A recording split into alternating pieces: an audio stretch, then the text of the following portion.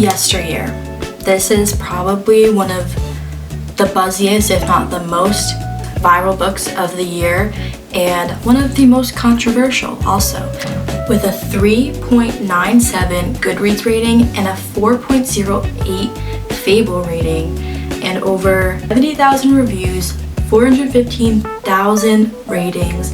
This book is definitely one of the most talked about books of 2026. You follow this tradwife, traditional American woman influencer who suddenly awakens in the brutal reality of 1855. So 1855 is the year which she is trying to portray in her social media presence online, but she finds herself actually in that time period, which is very ironic.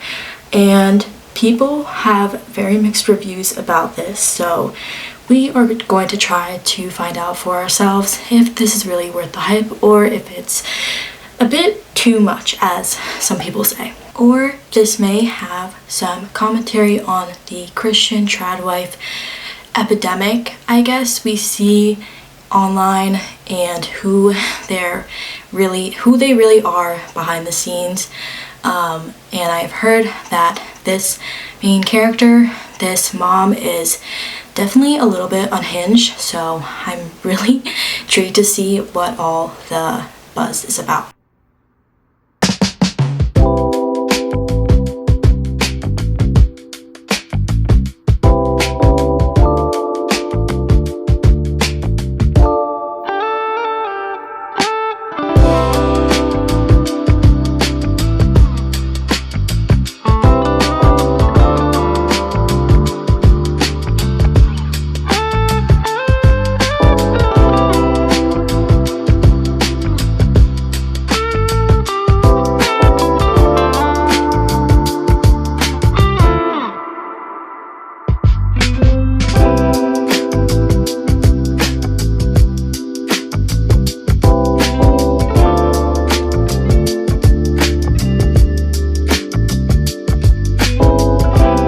Okay guys, I'm on the way to Orange Theory, but I recently just finished chapter 1 of Yesteryear, and I just quickly want to get my thoughts out before I forget, because I will forget. But I'm technically 12% of the way through. That's what my Kindle says, because I'm not reading it physically. And I do see why a lot of people are deeming her as an unlikable character, but she does seem very she's very aware that her life is she knows that her life is amazing and great, and she will do anything.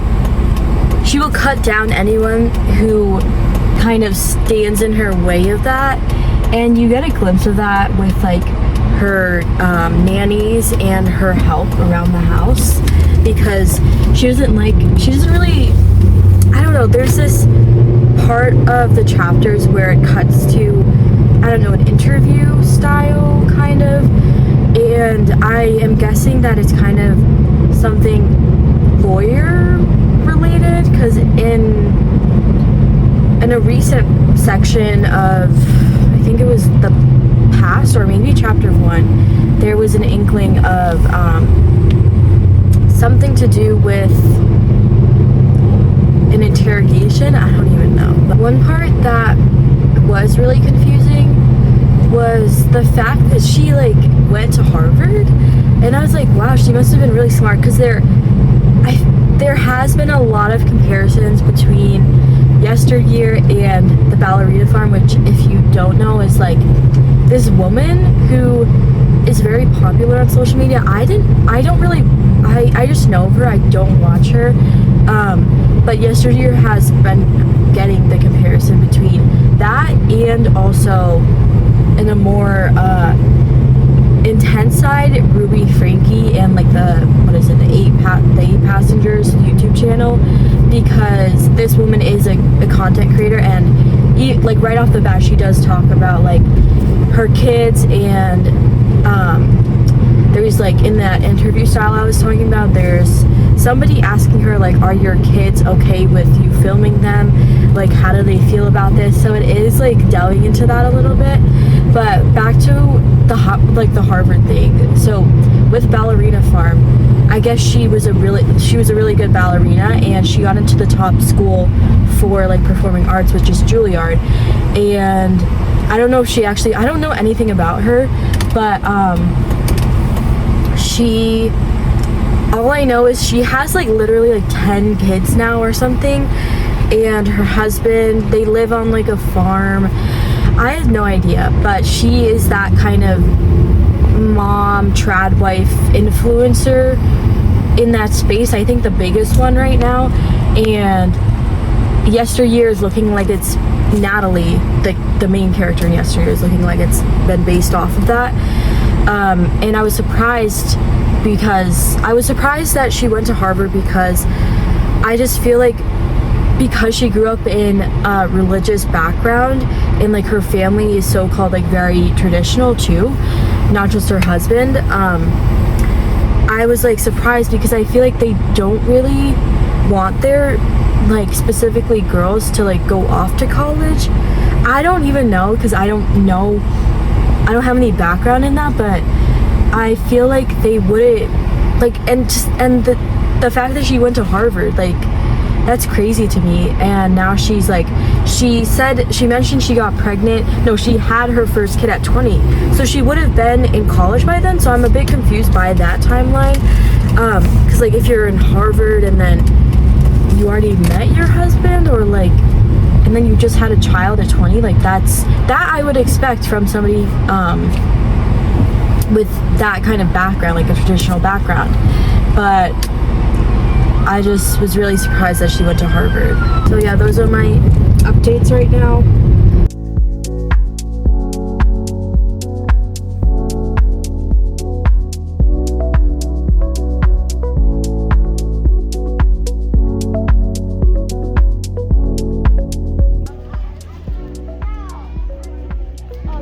It is a few days later now, and it is starting to feel a little bit more Christian, trad wifey, a little bit more now. Like there's this one part, well, basically the chapters alternate between her, it's very ironically done, but like smartly done how the author did it. Like there's chapters where she's in the 1800s, basically, which is the past, but that is her present timeline.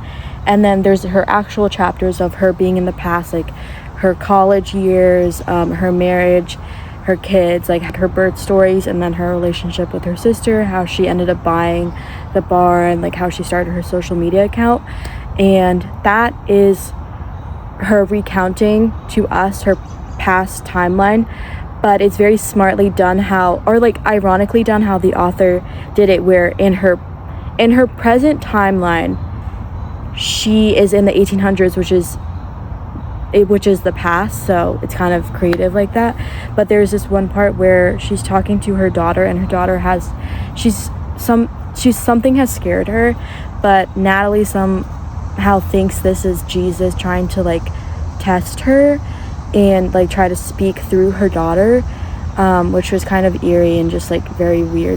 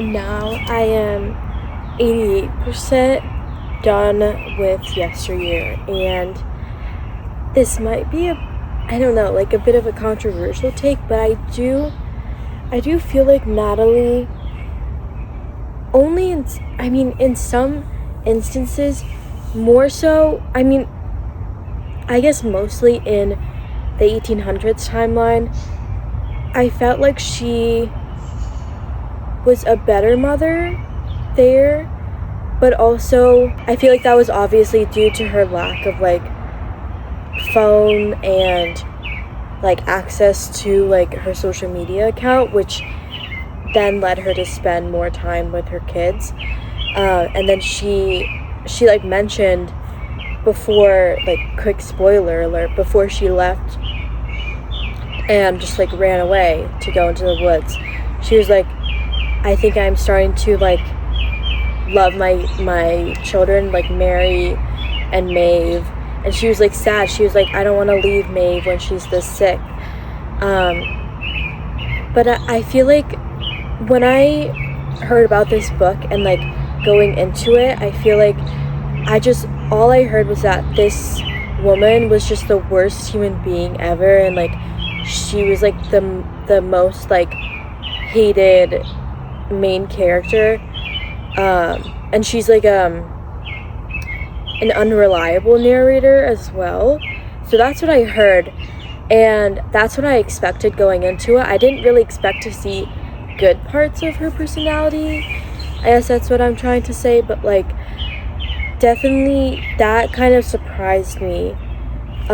Just like her showing like her love towards her kids, even though she did all the like this other stuff in her real timeline.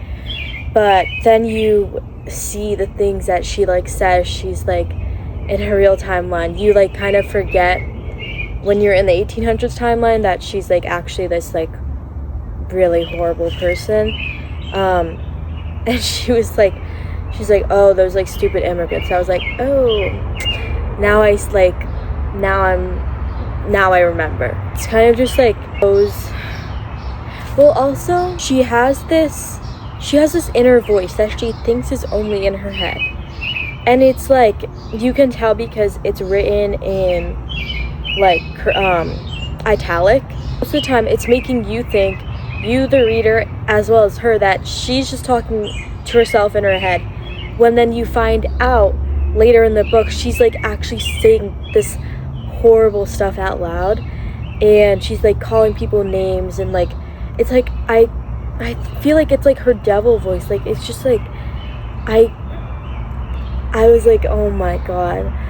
And then another instance that I was like shocked was when she was at the grocery store and she just had like one baby, and she saw a fan for the first time in like real life, but that was in the grocery store. But then that fan like follows her to her car. She's like unloading the groceries, and then the fan's like, oh my gosh, I love your content, like you're such a good mother. And then her baby starts to cry. Natalie's baby starts to cry. And then the fan is like, did you leave your baby in the car while you were shopping?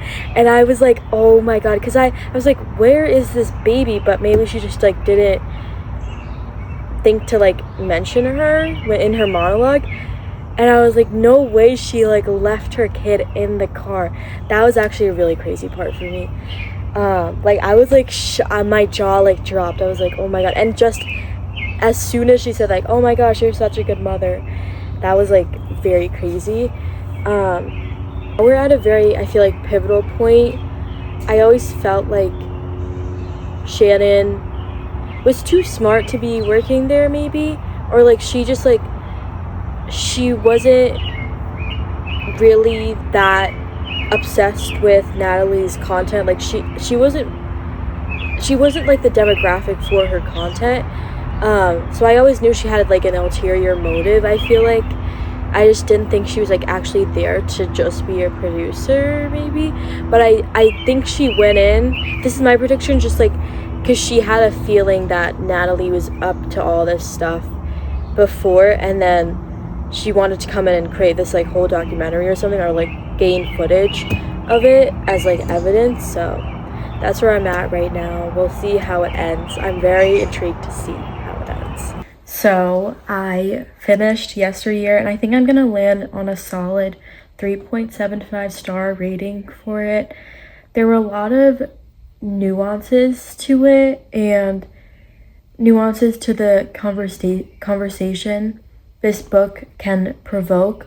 There's a lot of different subsections or like sub conversations that the author went with, like trad wife, online, how you portrayed like your kids, filming your kids, but also like manosphere, red pill content with Caleb, like alt-right Christianity, all of that stuff. So I feel like it was woven in kind of nicely, but something was just missing for me, mostly at the end. I feel like the direction she took at the end, I feel like that was the only thing she could have done that would have made sense, or else the book would have been in a whole different genre, other than like psychological thriller. Like I feel like if she had kept it, spoiler alert, like in actual 1800s or something, it would have been more of a magical realism horror time travel thing. So it did kind of make sense why she did what she did. And that was like, I don't know, I just felt like something was missing throughout me reading it. I don't know, I felt like it didn't hit the exact mark. It was still like good. I think it's very thought-provoking and like definitely prevalent for this like time that we're in. And I also mentioned in my review on Fable that I really liked how she kind of intertwined, like she kind of talked about the superficiality and like materialism of the aesthetic of being Christian and a trad wife, instead of actually like being like going to church I don't know much about Christianity, but like I feel like that was missing from her personal life, Natalie's personal life, and instead she wanted to portray like this aesthetic of being Christian, which I feel like is definitely apt for the time and the time of social media we have right now. So yeah, those are my final thoughts. I did think it was a pretty good book. I would recommend it, especially if you want to just see what it's like from a different perspective, because I don't know anything about this world. So it was definitely interesting to see this kind of, I guess, it was started as like more so, I guess, ballerina farm. Like she's having like these tons of kids, and like she's a traditional wife, like living on a homestead. Her husband is son of like this political figure, but then as the book goes towards the end, it feels like she's trapping her kids, or she was always trapping her kids. But it's more known in the end to her, I think, as well. And then it started to become like a Ruby Frankie situation. I don't know why I thought that this was based off of or I don't know why I thought this was like a Mormon story, but I don't know. But I think it's Christianity. Ruby Frankie was Mormon. I get the two like mixed up, but yeah, I hope you guys enjoyed this vlog. Please like and subscribe if you would like to, and I'll hopefully see you guys in the next one. Bye.